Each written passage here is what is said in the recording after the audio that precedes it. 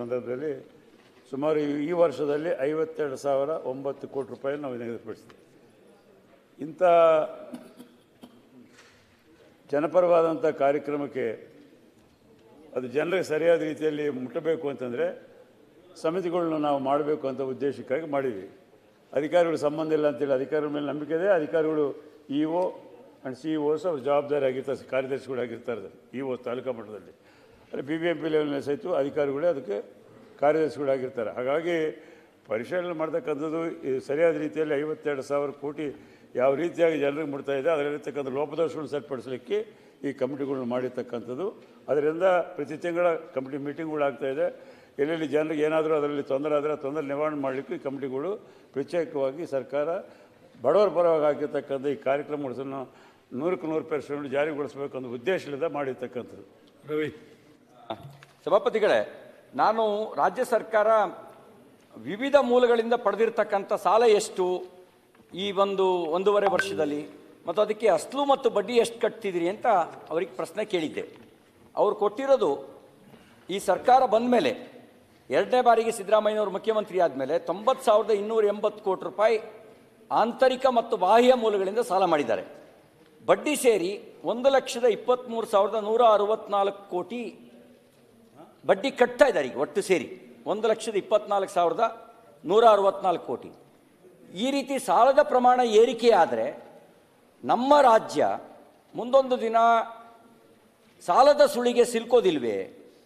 ಈ ಸಾಲವನ್ನು ತೀರಿಸೋದಕ್ಕೆ ಸಂಪನ್ಮೂಲ ಕ್ರೋಢೀಕರಣ ಎಲ್ಲ ಮಾಡಿದ್ರು. ಈಗ ಬೆಲೆ ಏರಿಕೆ ಮಾಡಿದ್ರು, ತೆರಿಗೆ ಹೆಚ್ಚಳ ಮಾಡಿದ್ರು.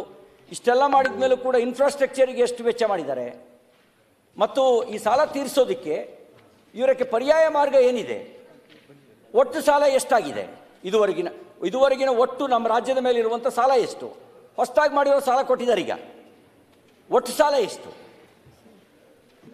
ನೋಡಿ ಸಭಾಪತಿಗಳೇ, ಇವ್ರು ಕೇಳಿರ್ತಕ್ಕಂಥದ್ದು ಕಳೆದ 2 ವರ್ಷದಲ್ಲಿ ರಾಜ್ಯ ಸರ್ಕಾರ ಪಡೆದಿರುವ ಬಾಹ್ಯ ಆಂತರಿಕ ಸಾಲದ ವಿವರಕ್ಕೆ ಹೇಳಿದ್ದಾರೆ. ಅದರ ಬಗ್ಗೆ ಆ ವಿವರ ಕೊಟ್ಟಿದ್ದೀವಿ.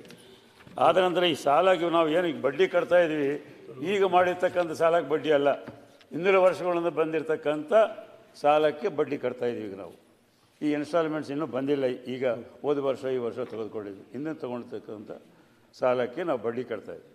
ಈ ಸಾಲ ತೊಗೊಳ್ತಕ್ಕಂಥದ್ದು ಇವು ಕೇಂದ್ರ ಸರ್ಕಾರದಲ್ಲಿರ್ಬೋದು, ವಿವಿಧ ರಾಜ್ಯಗಳಲ್ಲಿರ್ಬೋದು, ಪ್ರತಿ ವರ್ಷ ಇದು ಆಗ್ತಾಯಿದೆ. ಆದರೆ ನಮ್ಮ ರಾಜ್ಯದಲ್ಲಿ ನಾವು ನಮ್ಮ ಲಿಮಿಟ್ನಲ್ಲಿದ್ದೀವಿ. ಏನು ರಿಸರ್ವ್ ಬ್ಯಾಂಕ್ ಕಂಡೀಷನ್ಸ್ ಇತ್ತೋ ಆ ಕಂಡೀಷನ್ಸ್ ಲಿಮಿಟ್ನಲ್ಲೇ ನಾವು ಇವತ್ತಿಗೂ ಸಹಿತ ಇದ್ದೀವಿ. ಹಾಗಾಗಿ ಯಾವುದೇ ಅತಿರೇಕವಾಗಿ ರಾಜ್ಯ ಸರ್ಕಾರ ಸಾಲ ಮಾಡಿಲ್ಲ.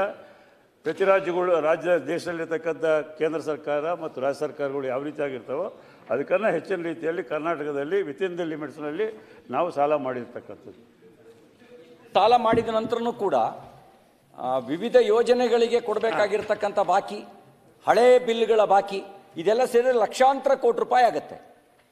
ಇಷ್ಟು ಸಾಲ ಮಾಡಿದ ಮೇಲೂ ಕೂಡ ನೀವು 90,000 ಕೋಟಿ ಹೊಸ ಸಾಲ ಮಾಡಿದಿರಿ.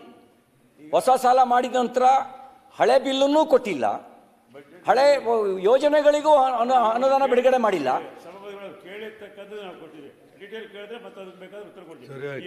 ಅದಕ್ಕೆ ಉಪಪ್ರಶ್ನೆ ಕೇಳ್ತಿರೋದು, ಇಷ್ಟು ಸಾಲ ಮಾಡಿದ ಮೇಲೂ ಒಂದು ನಿಮಿಷ ಉತ್ತರ ಒಟ್ಟಿಗೆ ಸೇರಿಸಿ ಹೇಳ್ಬೇಡಿ. ಇಷ್ಟು ಸಾಲ ಮಾಡಿದ ಮೇಲೂ ಹಳೆ ಬಾಕಿ ಕೊಟ್ಟಿದ್ದೀರಾ? ಕೊಟ್ಟಿಲ್ಲ. ಯೋಜನೆಗಳಿಗೆ ನೀವೇ ಘೋಷಣೆ ಮಾಡಿದ ಯೋಜನೆಗಳಿಗೆ ಹಣ ಕೊಟ್ಟಿದ್ದೀರಾ? ಇಲ್ಲ.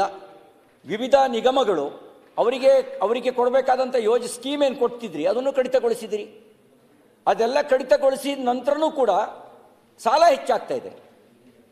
ಇದರ ಮರ್ಮ ಏನು? ಸಾಲದ ಹಣ ಎಲ್ಲಿಗೆ ಹೋಗ್ತಾ ಇದೆ? ಸಭಾಪತಿಗಳೇ, ನಾವೇನು ಬಜೆಟ್ನಲ್ಲಿ ಈ ವರ್ಷದಲ್ಲಿ ಅನೌನ್ಸ್ ಮಾಡಿದ್ವಿ ಅವನ್ನೆಲ್ಲವನ್ನೂ ನಾವು ಸಮರ್ಥವಾಗಿ ದುಡ್ಡು ಒದಗಿಸಿದ್ವಿ. ಇದಕ್ಕೆ ಬೇಕಾದರೆ ನಿಮ್ಗೆ ಹೇಳ್ತೀನಿ. 3,71,000 ಬಜೆಟ್ಗೆ ಜನರಲ್ ಸರ್ವಿಸಸ್ಗೆ 97,850 ಕ್ರೋಸ್ ಮಾಡ್ತಾಯಿದ್ವಿ. ಸೋಷಲ್ ಸರ್ವಿಸಸ್ಗೆ 1,34,604 ರೂಪಾಯಿ. ಎಕನಾಮಿಕ್ ಸರ್ವಿಸಸ್ಗೆ 1,07,122 ಲೋನ್ ರಿಪೇಮೆಂಟ್ಗೆ 24,974 ಆ್ಯಂಡ್ ULB ಅರ್ಬನ್ ಲೋಕಲ್ ಬಾಡೀಸ್ಗೆ 6,834. Total budget size 3 lakh. ಇದರಲ್ಲಿ ಡೆವಲಪ್ಮೆಂಟ್ ಎಕ್ಸ್ಪೆಂಡಿಚರ್ ಬರ್ತಕ್ಕಂಥದ್ದು ಇನ್ಕ್ಲೂಡಿಂಗ್ ಸೋಷಲ್ ಆ್ಯಂಡ್ ಎಕನಾಮಿಕ್ಗೆ 2,41,725 ರೂಪೀಸ್ ನಾವು ಈ ಬಜೆಟ್ನಲ್ಲಿ ಒದಗಿಸಿದ್ವಿ. ಅದರ ಪ್ರಕಾರ ನಾವು ಖರ್ಚು ಮಾಡ್ತಾ ಇದ್ದೀವಿ. ತಳವಾರ್ ಸಾಬಣ್ಣ ಕಾನೂನು ಮಂತ್ರಿಗಳಿಗೆ